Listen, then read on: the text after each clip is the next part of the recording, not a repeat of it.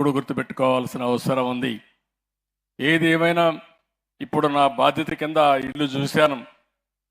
రెండోది మళ్ళీ ఈసారి ఆలోచించాను. మా ఆడబిడ్డలు చాలామంది గ్యాస్ కూడా కొనలేక ధరలు పెరిగిపోయి మీరు గ్యాస్ మానేసి మళ్ళా కట్టెలు పోయిపోయే పరిస్థితికి వచ్చారు.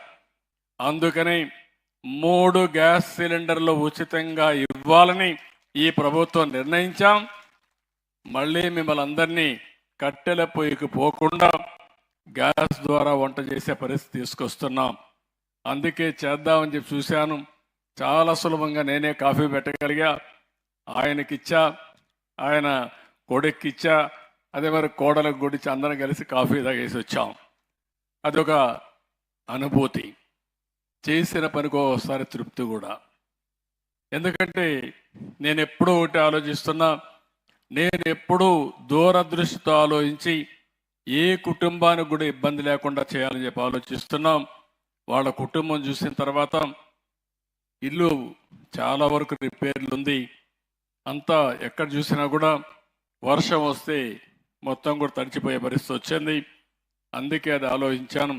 కష్టపడే కుటుంబం, కొడుకైతే ఎలక్ట్రీషియన్గా ఉన్నాడు, ఆయనైతే సైకిల్ షాప్ పెట్టుకొని అక్కడంతా కూడా సైకిల్ షాప్కి రిపేర్ చేసే పరిస్థితికి వచ్చాడు. ఆయనకి మెషిన్ కావాలంటే ఒక 60,000 అవుతుందంటే ఇమ్మీడియట్గా కొనిమ్మని చెప్పి కలెక్టర్కి ఆదేశాలు ఇచ్చారు. ఇమ్మీడియట్గా మెషిన్ ఇస్తారు. అదే మాదిరిగా ఆయనకి దగ్గర దగ్గర ఒక ఇల్లు కూడా 2,50,000 రూపాయలు ఇల్లు శాంక్షన్ చేసి ఊర్లో ఉండడం అందరూ చెప్పాను. అవసరమైతే పార్టీ కూడా ఇస్తాం.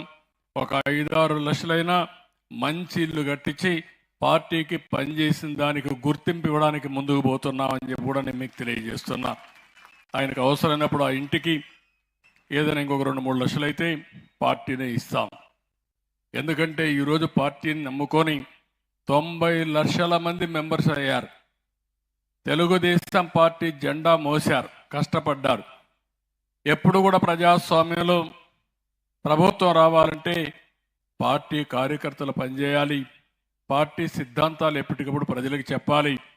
అప్పుడే ప్రజలంతా కూడా మన పరిపాలన అంటే తెలుసుకొని ఓట్లేసే పరిస్థితి వస్తారు.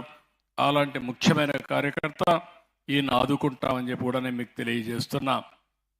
ఇంకో పక్కన ఇక్కడ 2 కుటుంబాలను చూస్తున్నాం.